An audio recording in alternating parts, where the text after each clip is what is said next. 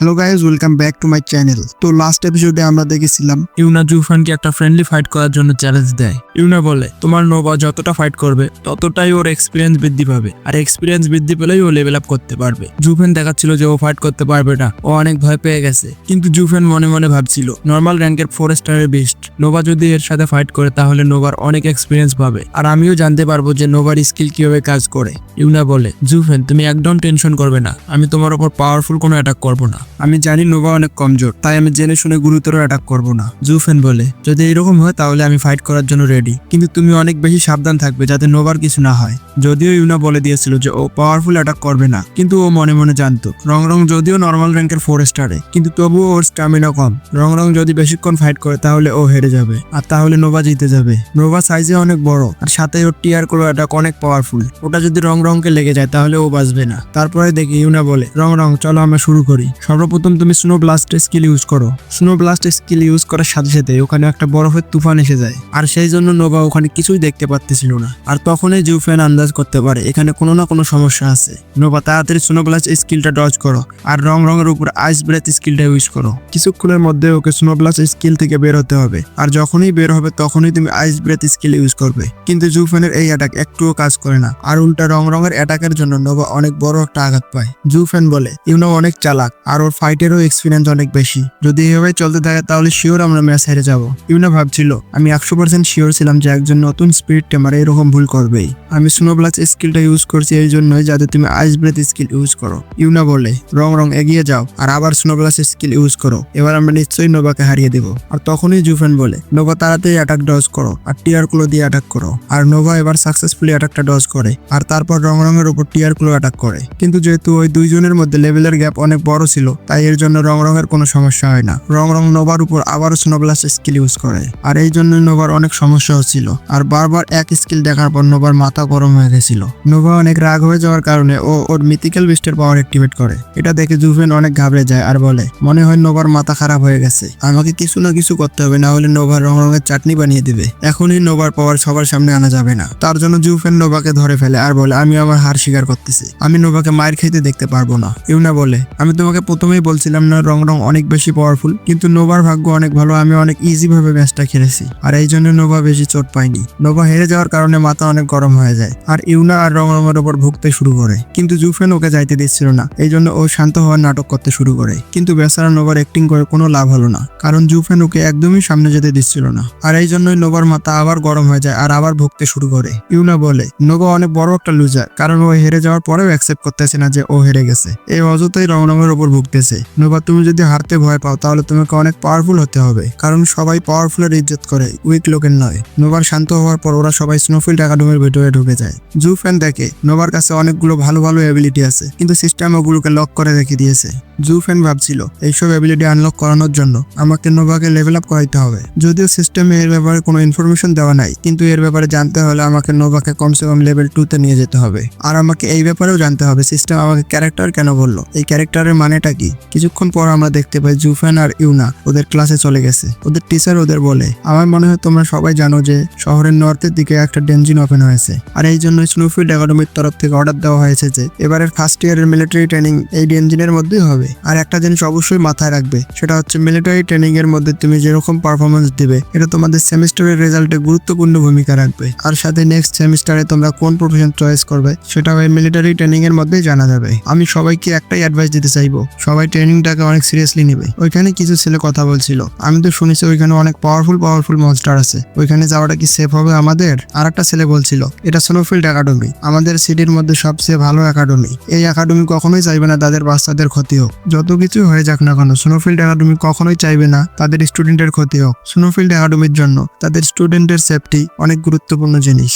আর ওইখানেই জুফেন ভাবছিল এটা অনেক খারাপ ব্যাপার যে এই ওয়ার্ল্ডে আসার পরেও আমাকে মিলিটারি ট্রেনিং করতে হবে। সবাইকে ভয় পেতে দেখে টিচার বলে তোমাদের ঘাবড়ানোর কোনো দরকার নেই, কারণ ডেঞ্জিনের মধ্যে যতগুলো হাই লেভেলের মনস্টার ছিল সবগুলোকে মেরে ফেলা হয়েছে, আর ওখানে শুধু লো লেভেলের মনস্টার গুলোই আছে যেটা তোমাদের কিছুই করতে পারবে না। এই জন্যই তোমরা সেফটির জন্য একদম টেনশন করবে না, সবকিছু একদম ঠিক থাকবে। তোমরা ভাবতে পারো এই মিলিটারি ট্রেনিং তোমাদের প্রথম শিক্ষা, তাই আমি চাইবো তোমরা সবাই যাতে ভালো করে পারফর্ম করো। তোমাদের মিলিটারি ট্রেনিং 1 সপ্তাহ পরে চালু হবে, 1 সপ্তাহের মধ্যে তোমরা নিজেদের তৈরি করে নাও। আর সাথে একটা জিনিস মনে রাখবে, প্রতিটা গ্রুপে 3 জন মেম্বার হতে হবে, আর তোমাদের টিমে যদি কোনো একজন উইক উইক মেম্বার থাকে তাহলে তোমরা সবাই তাকে সাহায্য করবে, আর এইভাবে একসাথে কাজ করে তোমাদের গ্রেড অনেক বাড়াতে পারবে। আর তোমরা যদি টিম হয়ে কাজ করো তাহলে তোমরা সেফ থাকবে। জুফেন ভাবে তো আমাদের টিম বানাতে হবে, তাহলে আমাকে প্রথমে একটা অনেক পাওয়ারফুল টিম বানাতে হবে, এমন একটা টিম যেটা কখনোই হারবে না। তারপরে জুফেন ইউনাকে বলে, ইউনা আমাকে একটা কথা বলো, তুমি তো এখনো কোনো টিমে জয়েন হও না তাই না? প্লিজ তুমি আমার সাথে একটা টিম বানাও, কারণ তুমি তো জানো আমি অনেক উইক, আমি যদি একাই ওখানে যাই তাহলে আমি শিওর মরে যাব। ইউনা বলে, ঠিক আছে আমি তোমার টিমে জয়েন করব, কিন্তু তুমি আমাকে একটা কথা বলো, তুমি রংরংকে ধরে রেখেছো কেন? কিন্তু জুফেন, আমাদের টিম কমপ্লিট করার জন্য আরো একজন মেম্বার প্রয়োজন হবে, তারপরে আমাদের টিম কমপ্লিট হবে। জুফেন বলে, ইউনা তোমাকে টেনশন করা লাগবে না, আমি এখনই ক্লাসের মধ্যে যে একজনকে ধরে আনতেছি, এখনই আমাদের টিমে 3 জন হয়ে যাবে। তারপর জুফেন ক্লাসে যায় আর একটা ছেলেকে বলে, তুমি আমাকে একটা কথা বলো, তুমি কি আমার টিমে জয়েন করবে? ওই ছেলেটা বলে, আচ্ছা ঠিক আছে আমি টিমে জয়েন করব, আমি এখনো কোনো টিমে জয়েন করিনি, একবার তুমি আমার স্পিরিট বিশকে দেখো, এটা নর্মাল র্যাঙ্কের 2 স্টারে আছে, এটার নাম হলো আইস স্নেক। আর তোমার কাছে কি স্পিরিট বিশ আছে? ওটা কমপক্ষে নর্মাল র্যাঙ্কের 2 স্টারে তো হবে তাই না? জুফেন বলে, আমার কাছে অনেক পাওয়ারফুল একটা স্পিরিট বিস্ট আছে, আর এটা দেখতে অনেক কিউট, এই দেখো আমার স্পিরিট বিস্ট, এর নাম হলো নোভা। তোমরা সবাই একে স্নো ডাইভার উল্ফ নামে চিনো, কিন্তু যখনই ওই ছেলেটা স্নো ডাইভার উল্ফকে দেখে ও অনেক ডিসঅ্যাপয়েন্টেড হয়ে যায় আর বলে, আমাকে ক্ষমা করে দিও, কারণ আমার মনে হচ্ছে আমি একজনকে প্রমিস করে রেখেছি টিম জয়েন করার জন্য, একবার আমি ওকে জিজ্ঞেস করি তারপর আমি তোমাকে জবাব দিব, ঠিক আছে? জুফেন বুঝে যায় স্নো ডাইভার উল্ফ দেখার পরে ও ওর সিদ্ধান্ত চেঞ্জ করে ফেলেছে। আমি বুঝে গেছি তুমি আমার টিম জয়েন করবে না, এটা আমাকে প্রথমে বলে দিলে হতো, তাহলে আমার টাইম ওয়েস্ট হতো না। তারপর আমরা দেখতে পাই জুফেন অনেকগুলো ছেলের কাছে গেছে, কারণ স্নো ডাইভার উল্ফ অনেক লো র্যাঙ্কের হয়, আর সাথে স্নো ডাইভার উল্ফ কারো কথা শোনে না, অতটা লয়াল হয় না, এই জন্য কেউ ওকে স্পিরিট বিস্টের জন্য চয়েস করে না। জুফেন অনেকজনকে জিজ্ঞেস করে, অনেক ভালোভাবে জিজ্ঞেস করে, কিন্তু কেউ ওর টিমে জয়েন হওয়ার জন্য প্রস্তুত ছিল না। জুফেন ভাবছিল নোভার মধ্যে সমস্যাটা কি, সবাই ওকে দেখার পর কেন মানা করে দিচ্ছে, সত্যিই কি স্নো ডাইভার উল্ফ অতটা খারাপ পেট? তখনই জুফেনকে কেউ বলে, আমি আজ পর্যন্ত এত বড় মাথা মোটা লোক দেখি নাই, স্নো ডাইভার উল্ফকে স্পিরিট বিস্টের জন্য কে রাখে? স্নো ডাইভার উল্ফের মতো মাথা মোটা আর কমজোর বিস্ট আর একটাও নাই, আর এটাই হচ্ছে কারণ যে স্নো ডাইভার উল্ফকে কেউ চয়েস করে না। কিন্তু আমাদের ক্লাসে এমন একটা মাথা মোটা আছে যে স্নো ডাইভার উল্ফকে চয়েস করেছে, আর এখন আশেপাশে সবাইকে গিয়ে জিজ্ঞেস করতেছে ওই মাথা মোটার টিমে জয়েন হওয়ার জন্য। সত্যি জুফেন, অনেক খারাপ লাগলো আমাকে, কারণ কেউ তোমার টিমে জয়েন হলো না। জুফেন ওর কথা শুনে অনেক রেগে যায়, জুফেন ওকে মারতেই ধরছিল, কিন্তু তখনই ওই ছেলেটা কথা ঘুরিয়ে নেয়। ওই ছেলেটা বলে, জুফেন আমি তোমার ব্যাপারে বলছিলাম না, আমি অন্য একজনের ব্যাপারে কথা বলছিলাম, তোমার মতে অন্য একটা ছেলের কাছেও স্নো ডাইভার উল্ফ ছিল, আমি ওর ব্যাপারে কথা বলছিলাম, আমার কথার যদি তোমাকে খারাপ লাগে তাহলে আমাকে মাফ করে দিও। জুফেন ভাবছিল এই শয়তান জানে যে যদি ডাইরেক্টলি আমার ব্যাপারে কথা বলে তাহলে আমি একে মারতেও পারি, কিন্তু এর সাথে সাথেই কথাটা ঘুরিয়ে দিয়েছে, এর জন্য আমি একে কিছু করতে পারলাম না। এরকম ছেলেকে মারার পর আমারই হাত ময়লা হবে, তাই একে ছেড়ে দেওয়াই ভালো হবে, আর আমি যখন ফাইট করব তখন ইউনাও এর মধ্যে চলে আসবে, আর আমি চাই না যে ইউনার কোনো সমস্যা হোক। ইউনার কাছে কয়েকজন ছেলে আসে, কিন্তু ইউনা সবাইকে মানা করে দেয়। ইউনা বলে, আমি জুফেনের সাথে টিম বানিয়ে ফেলেছি, আর এই জন্য আমি এখন আর কোনো টিম জয়েন করব না। পুরো ক্লাসের সবাইকে জিজ্ঞেস করার পরে জুফেন চলে আসে, এই ক্লাসের মধ্যে একজনও আমার টিম জয়েন করলো না। ইউনা বলে, এটা অনেক সিম্পল ব্যাপার, কারণ সবাই একটা স্ট্রং টিম চায়, একজন এমন লোক যে ওদের প্রোটেক্ট করতে পারবে আর ওদের সামনে কোনো বিপদ আসতে দিবে না, কেউ তার থেকে দুর্বল লোককে তার টিমে রাখতে চাইবে না, আর এটাই হচ্ছে কারণ। আর তুমি ওই ইউলো হেয়ার ছেলেটাকে দেখতে পারো, আর এই জন্যই সবাই ওর আশেপাশে ঘুরছে, কারণ ও একজন নর্মাল র্যাঙ্কের 5 স্টার স্পিরিট টিমার, আর এই জন্যই ওর সাথে যে থাকবে সে অনেক সেফ থাকবে। এমনকি লাল চুলওয়ালা ছেলেটাও বলছিল সত্যিই এই ছেলেটা অনেক পাওয়ারফুল, কিন্তু তবুও আমি ওর পা ছাড়তে যাব না। এখানে একজনেরও মাথায় বুদ্ধি নাই, ওরা সবাই জানে ওদের টিমও জয়েন করবে না, কিন্তু তবুও ওরা ওর পা ছাড়ার জন্য গেছে। এইসব দেখে জুফেন ভাবে একটা নর্মাল র্যাঙ্কের 5 স্টার স্পিরিট টিমার অনেক পাওয়ারফুল হয়, আর এই জন্যই কেউ আমার টিমে জয়েন করে নাই। যদিও আমার টিমে কেউ জয়েন না হয় তাহলেও কোনো সমস্যা নাই, একবার আমি নর্মাল র্যাঙ্কে 2nd স্টারে আসি, আর তারপর নোভার স্পিরিট অবজার্ভ টেকনিকটাকে অ্যাক্টিভেট করব, আর তারপর আমি দেখবো মিলিটারি ট্রেনিং এর মধ্যে কে আমার সামনে আসে, তখন সবাই অনেক পস্তাবে কারণ ওরা আমার টিম জয়েন করে নেই। তখনই জুফেন বলে, ইউনা আমাকে একটা কথা বলো, এমন কোনো জায়গা আছে কি যেখানে নতুন নতুন একজন স্পিরিট টিমার গিয়ে ট্রেনিং করতে পারবে? ইউনা বলে, আমাদের সিটিতে একটা এমন জায়গা আছে যেখানে তুমি গিয়ে ট্রেনিং করতে পারবে, তুমি টিমার হলে গিয়ে ট্রেনিং করতে পারবে।